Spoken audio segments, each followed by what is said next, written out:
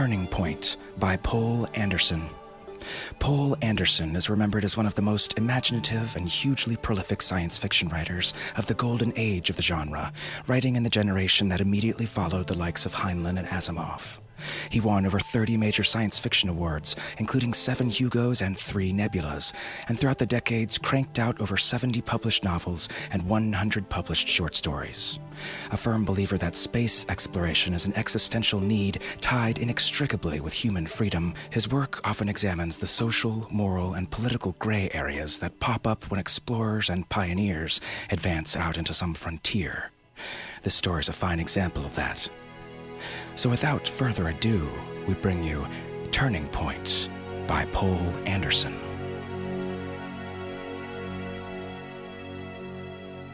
Please, mister, could I have a cracker for my Untertherium?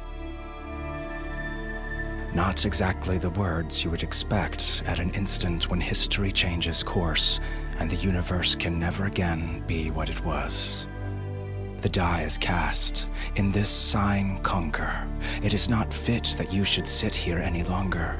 We hold these truths to be self-evident. The Italian navigator has landed in the New World. Dear God, the thing works.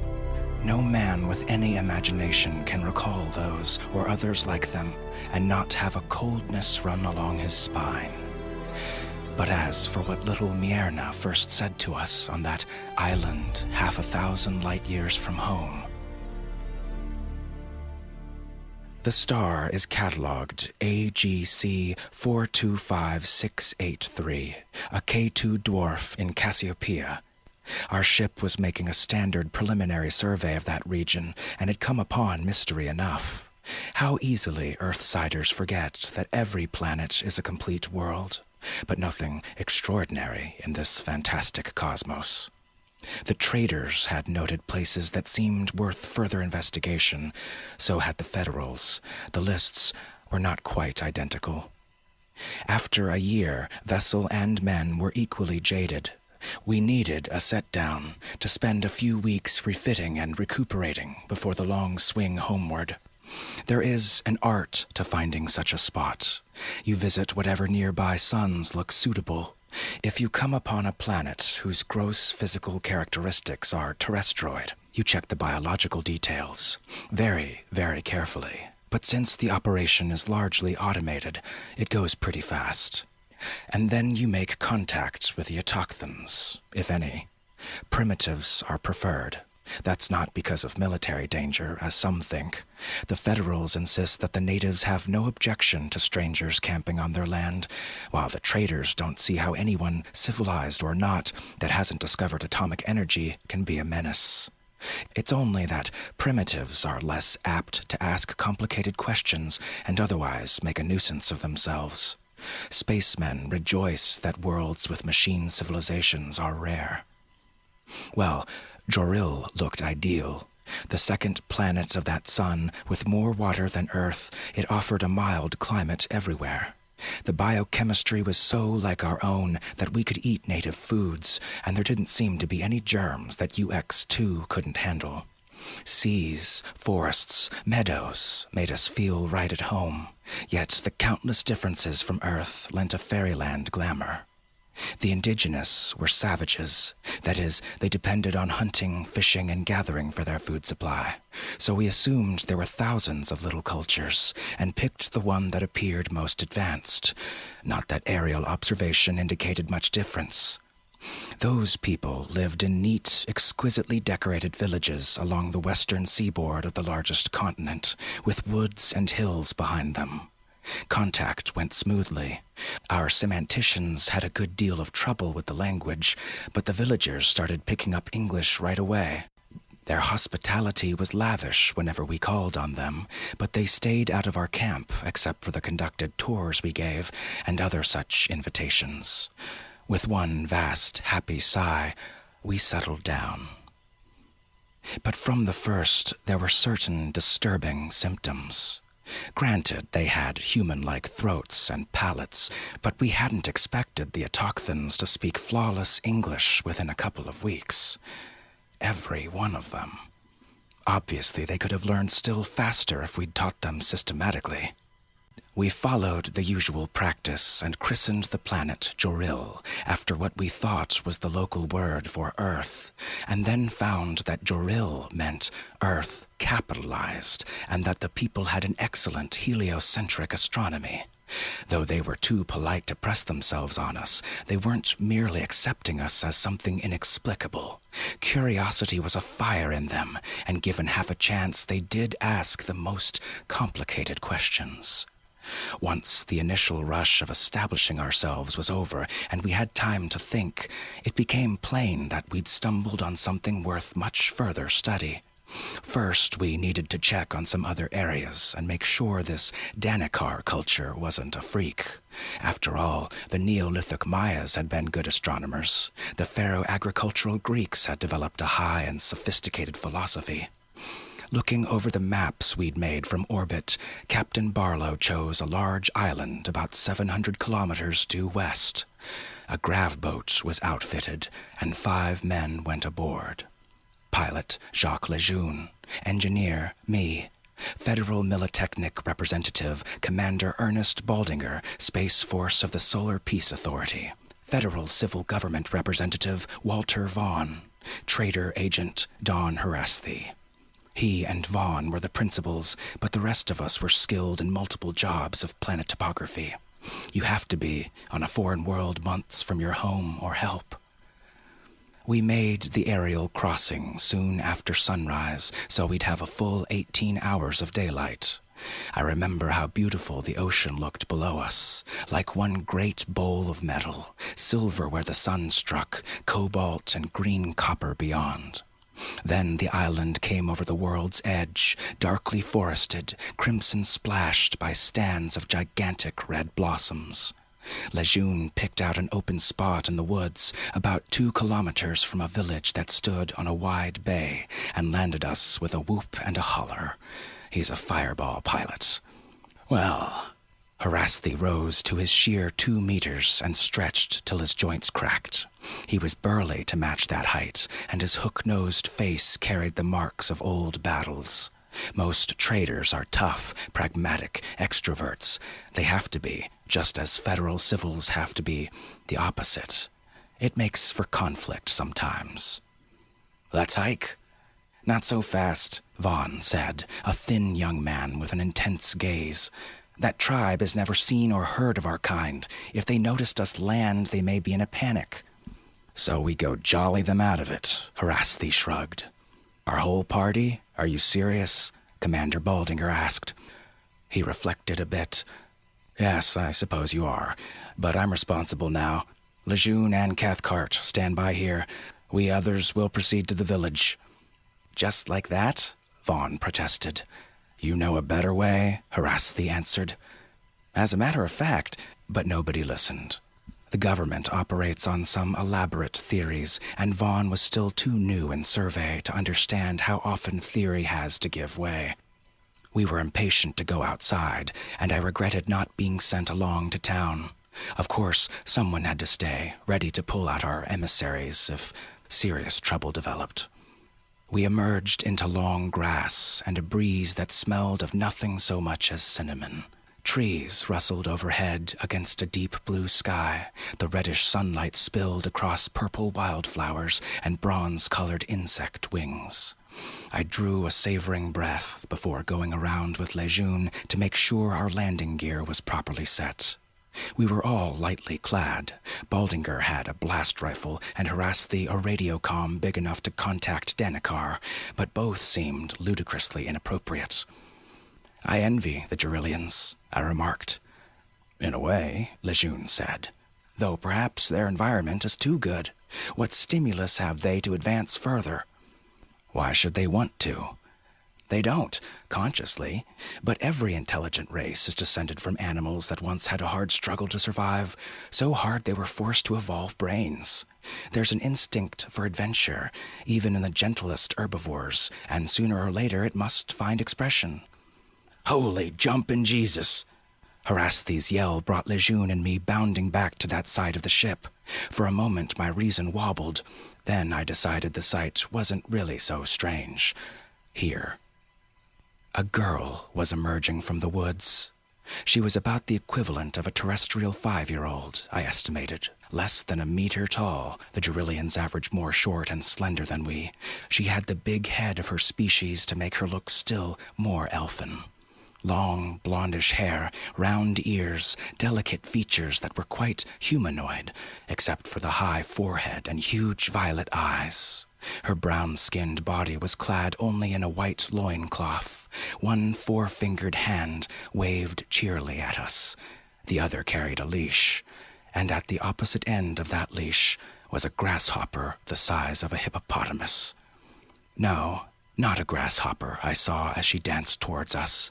The head looked similar, but the 4 walking legs were short and stout, and several others mere boneless appendages. The gaudy hide was skin, not chitin. I saw that the creature breathed with lungs, too. Nonetheless, it was a startling monster, and it drooled. Insular genus, Vaughn said. Undoubtedly harmless, or she wouldn't... But a child coming so casually. Baldinger grinned and lowered his rifle. "What the hell," he said. "To a kid, everything's equally wonderful. This is a break for our side. She'll give us a good recommendation to her elders." The little girl, damn it, I will call her that, walked to within 1 meter of Haraththi, turned those big eyes up and up till they met his piratical face, and trilled with an irresistible smile. "Please, mister, could I have a cracker for my Untatherium?" I don't quite remember the next few minutes. They were confused. Eventually we found ourselves, the whole 5, walking down a sun-speckled woodland path. The girl skipped beside us, chattering like a xylophone. The monster lumbered behind, chewing messily on what we had given it. When the light struck those compound eyes, I thought of a jeweled chest. "My name is Myrna," the girl said, "and my father makes things out of wood. I don't know what that's called in English. Please tell me. Oh, carpentry. Thank you. You're a nice man." "My father thinks a lot. My mother makes songs. They're very pretty songs. She sent me out to get some sweetgrass for a borning couch because her assistant wife is going to be born a baby soon. But when I saw you come down just the way Penguil told, I knew I would say hello instead and take you to Teori. That's our village. We have 25 houses and sheds and a thinking hall that's bigger than the one in Ryu. Penguil said crackers are awfully tasty. Could I have one too?" Haraththi obliged in a numb fashion. Vaughn shook himself and fairly snapped. "How do you know our language?" "Why, everybody does in Teori, since Penguil came and taught us. That was 3 days ago. We've been hoping and hoping you would come. They'll be so jealous in Ryu, but we'll let them visit if they ask us nicely." Penguil, a Danakarian name, all right. But they never heard of this island till I showed them our map, and they couldn't cross the ocean in those dugouts of theirs. It's against the prevailing winds. And square sails. Oh, Penguil's boat can sail right into the wind, Myrna laughed. I saw him myself. He took everybody for rides. And now my father's making a boat like that too, only better. "Why did Penguil come here?" Vaughn asked. "To see what there was. He's from a place called Folat. They have such funny names in Danakar, and they dress funny too, don't they, mister?" "Folat. Yeah, I remember. A community a ways north of our camp," Baldinger said. "But savages don't strike off into an unknown ocean for curiosity," I stammered. "Yeah, these do," Haraththi grunted. I could almost see the relays clicking in his blocky head. There were tremendous commercial possibilities here, foods and textiles, and especially the dazzling artwork. In exchange... "No!" Vaughn exclaimed. "I know what you're thinking, traitor Haraththi, and you are not going to bring machines here." The big man bridled. "Says who?" "Says me, by virtue of the authority vested in me, and I'm sure the council will confirm my decision." In that soft air, Vaughn was sweating. "We don't dare." "What's a council?" Myrna asked. A shade of trouble crossed her face. She edged close to the bulk of her animal. In spite of everything, I had to pat her head and murmur, "Nothing you need to worry about, sweetheart." To get her mind and my own off vague fears, I said, So, why do you call this fellow an Untotherium? That can't be his real name. Oh, no. She forgot her worries at once. He's a Yao, and his real name is, well, it means big feet, buggy eyes, top man underneath and over. That's what I named him. He's mine, and he's lovely. She tugged at an antenna. The monster actually purred. But Penguil told us about something called an Unt you have at your home that's hairy and scary and carries things that drool like a Yao, so I thought that would be a nice English name, isn't it? Very, I said weakly. What is this Unt business? Vaughn demanded. Harassthi ran a hand through his hair. Well, he said, you know I like Kipling, and I read some of his poems to some natives at a party one night. That one about the Unt, the camel. Yeah, I guess that must have been among 'em. They sure enjoyed Kipling. And had the poem letter perfect after one hearing, and passed it unchanged up and down the coast, and now it's crossed the sea and taken hold? Vaughn choked. Who explained that therium is a root meaning of mammal? I asked. Nobody knew. But doubtless one of our naturalists had casually mentioned it. So 5-year-old Myrna had gotten the term from a wandering sailor and applied it with absolute correctness. Never mind feelers and insectoidal eyes. The Yao was a true mammal. After a while, we emerged in a clear strip fronting on the bay.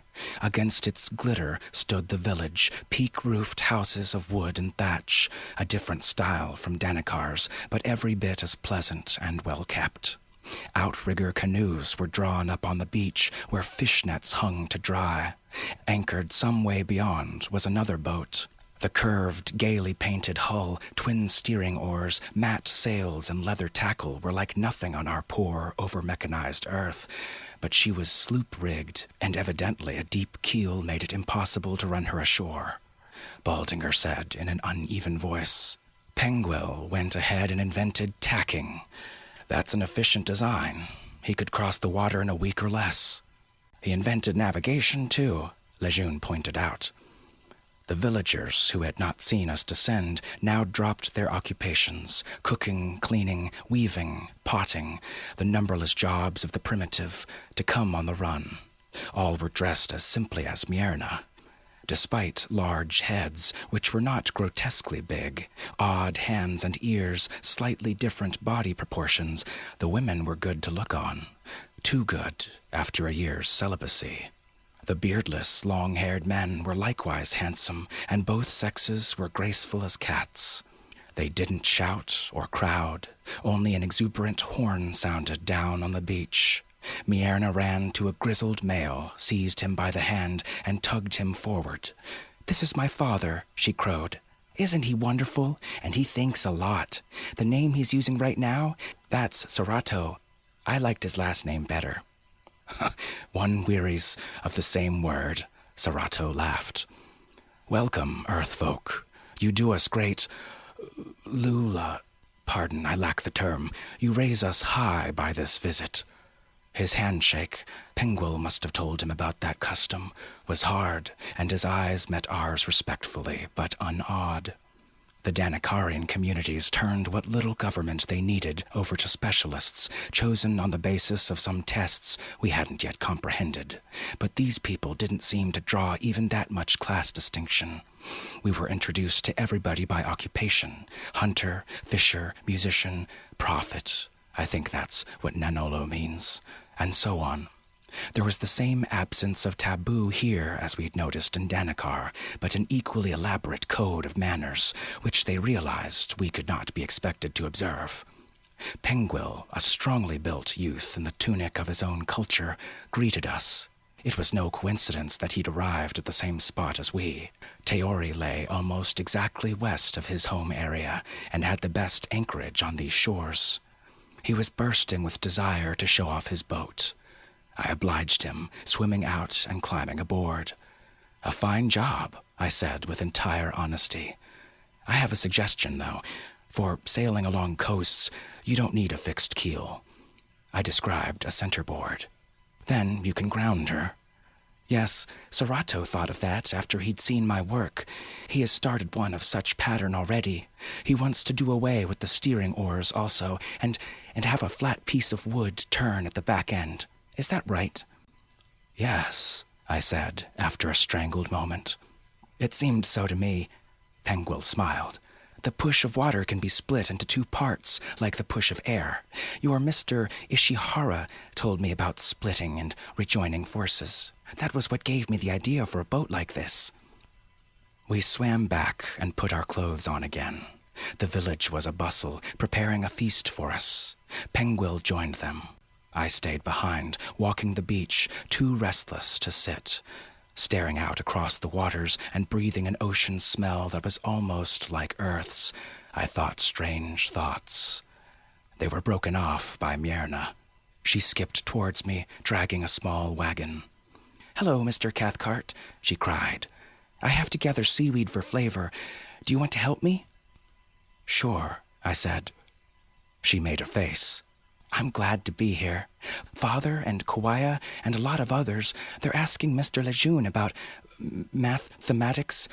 I'm not sure. I'm not old enough to like functions. I'd like to hear Mr. Horatsky tell about Earth, though, but he's talking alone in a house with his friends. Will you tell me about Earth? Can I go there someday?" I mumbled something. She began to bundle leafy strands that had washed ashore. "I didn't used to like this job," she said. "I had to go back and forth so many times. They wouldn't let me use my Untatherium because he gets buckety when his feet are wet. I told them I could make him shoes, but they said no. Now it's fun anyway with this, what do you call it?" "A wagon. You haven't had such a thing before?" "No, never. Just drags with runners. Penguil told us about wheels. He saw the Earth folk use them. Carpenter Juana started putting wheels on the drags right away. We only have a few so far." I looked at the device, carved in wood and bone, a frieze of processional figures around the sides. The wheels weren't simply attached to axles. With permission, I took the cover off one and saw a ring of hard-shelled spherical nuts. As far as I knew, nobody had explained ball bearings to Penguil. "I've been thinking and thinking," Myrna said.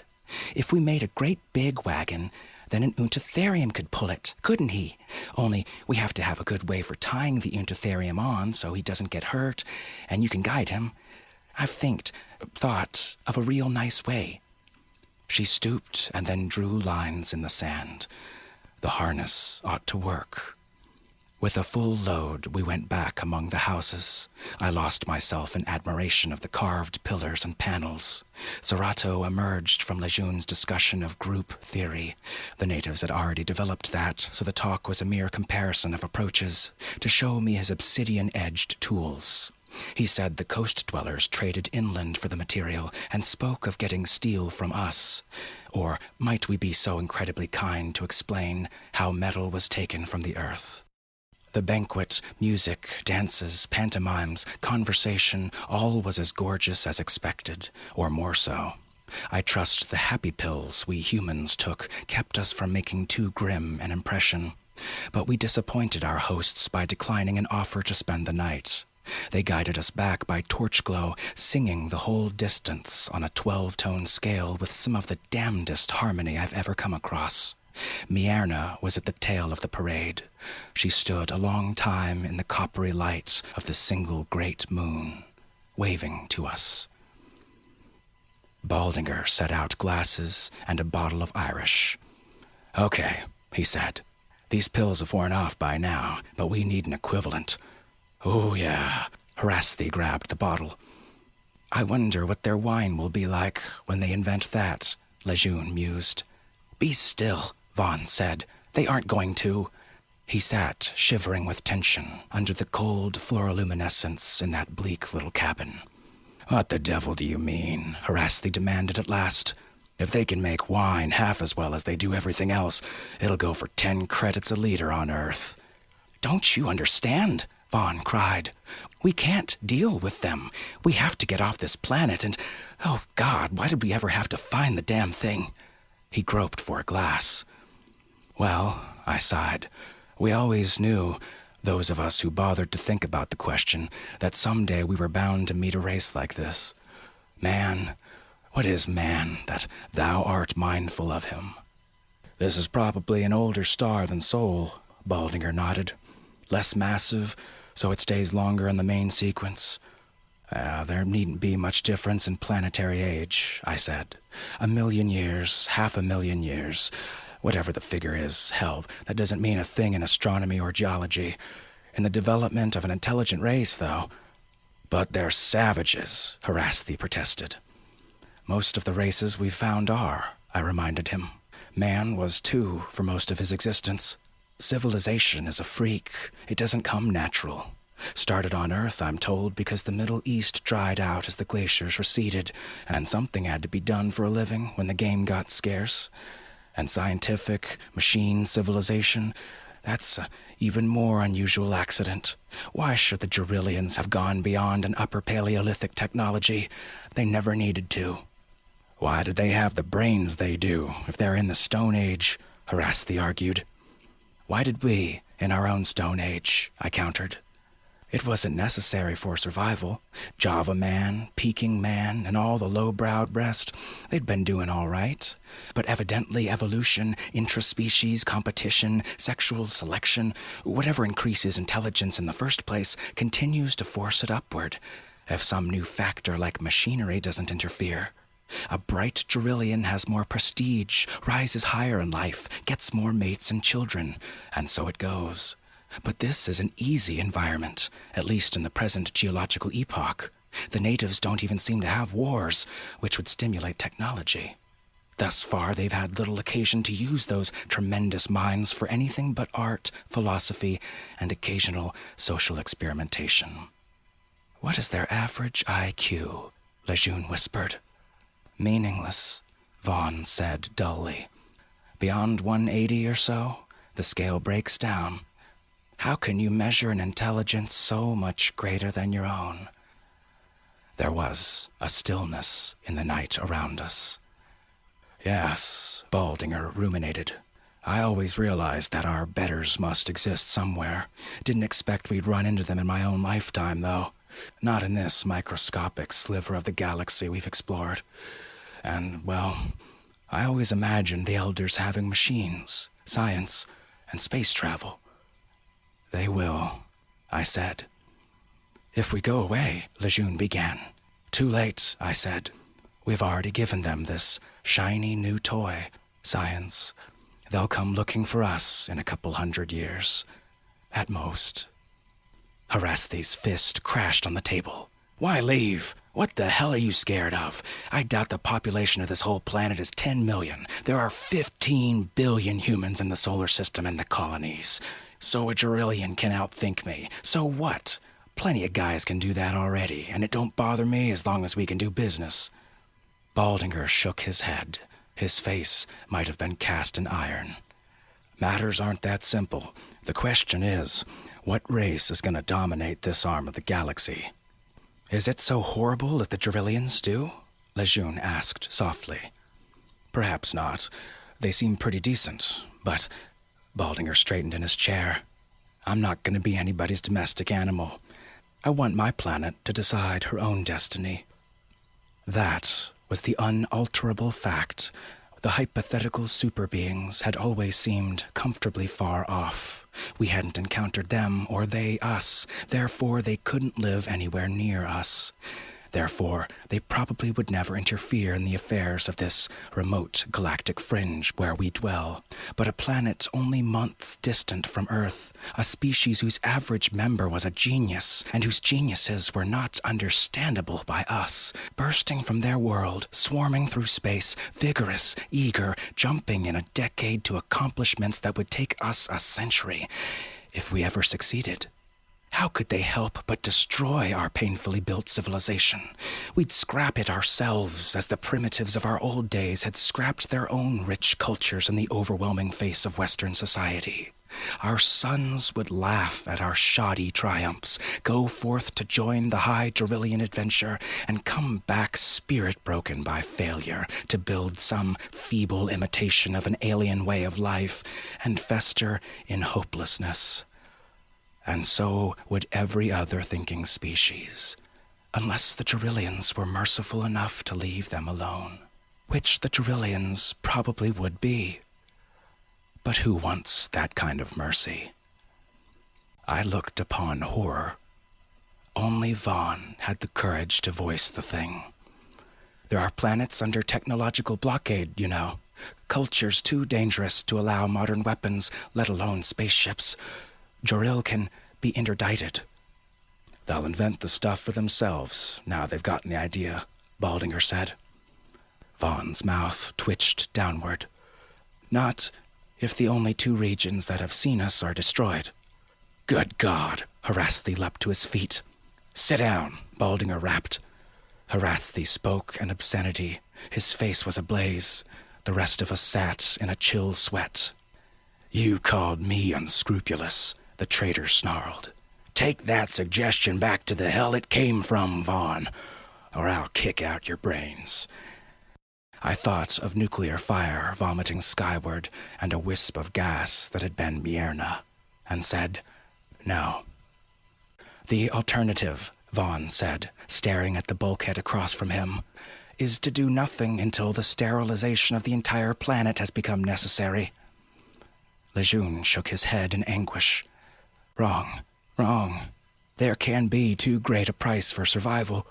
But for our children's survival, their liberty, their pride, and what sort of pride can they take in themselves once they know the truth? Haraththi interrupted.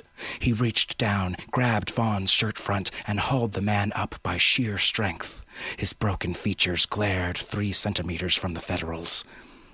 I'll tell you what we're gonna do, he said. We're gonna trade and teach and xenologize and fraternize the same as with any other people whose salt we've eaten. And we'll take our chances like men. If you strike him, I'll brig you and prefer charges at home. Let him go, I said. Haraththi opened his grasp. Vaughn tumbled to the deck. Haraththi sat down, buried his head in his hands, and struggled not to sob. Baldinger refilled our glasses. Well, gentlemen, he said, it looks like an impasse. We're damned if we do, and we're damned if we don't. And I lay odds no Gerillian talks in such tired cliches. They could give us so much, Lejeune pleaded. Give! Vaughn climbed erect and stood trembling before us. That's precisely the trouble. They'd give it, if they could, even. It wouldn't be ours. We probably couldn't understand their work or use it. It wouldn't be ours, I say. It wouldn't be ours. Haraththi stiffened. He sat like stone for an entire minute before he raised his face and whooped aloud. Why not? Blessed be whiskey. I actually slept a few hours before dawn, but the light stealing in through the ports woke me, and I couldn't get back to sleep. At last I rose, took the drop shaft down, and went outside. The land lay still. Stars were paling, but the east held as yet only a rush of ruddiness. Through the cool air I heard the first bird flutings from the dark forest mass around me. I kicked off my shoes and went barefoot in wet grass. Somehow it was not surprising that Mierna should come at that moment, leading her Untatherium. She let go of the leash and ran to me. Hi, Mr. Cathcart. I hoped a lot somebody would be up. I haven't had any breakfast. We'll have to see about that. I swung her in the air till she squealed. And then, maybe, take a little fly around in this boat. Would you like that? Oh! Her eyes grew round. I set her down. She needed a while longer before she dared ask, Clear to Earth? No, not that far, I'm afraid.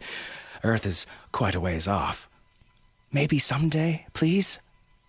Oh, someday. I'm quite sure, my dear. And not so terribly long. I'm going to Earth! I'm going to Earth! She hugged the Untatherium. Will you miss me awfully, big feet, buggy eyes, top man underneath and over? Don't drool so sad. Maybe you can come too. Can he come, Mr. Cathcart? Can he? He's a very nice Untatherium, honest he is. And he does so love crackers. Well, perhaps not, I said. But you'll go, if you wish. I promise you. Anybody on this whole planet who wants to will go to Earth, as most of them will. I'm certain our idea will be accepted by the Council. It's the only possible one. If you can't lick 'em, get 'em to join you. I rumpled Mierna's hair. In a way, sweetheart, what a dirty trick to play on you. Take you straight from the wilderness to a huge and complicated civilization. Dazzle you with all the tricks and gadgets and ideas we have. Not because we're better, but simply because we've been at it a little longer than you. Scatter your 10 million among our 15 billion. Of course you'll fall for it. You can't help yourselves. When you realize what's happening, you won't be able to stop it. You'll be hooked. I don't think you'll even be able to resent it. You'll be assimilated, Mierna. You'll become an Earth girl. Naturally, you'll grow up to be one of our leaders. You'll contribute tremendous things to our civilization and be rewarded accordingly. But the whole point is, it will be our civilization, Mierna. Mine and yours. I wonder if you'll ever miss the forest, though, and the little houses by the bay, and the boats and songs and old stories. Yes, and your darling Untertherium, too. I know the empty planet will miss you, Mierna. So will I. Come on, I said. Let's go build us that breakfast.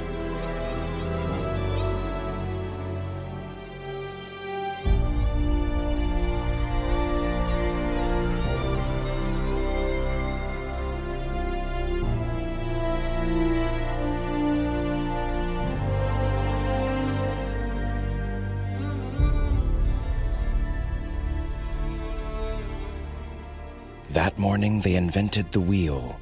In the afternoon, the sailing ship. Now night was falling, and they looked up to the beckoning stars.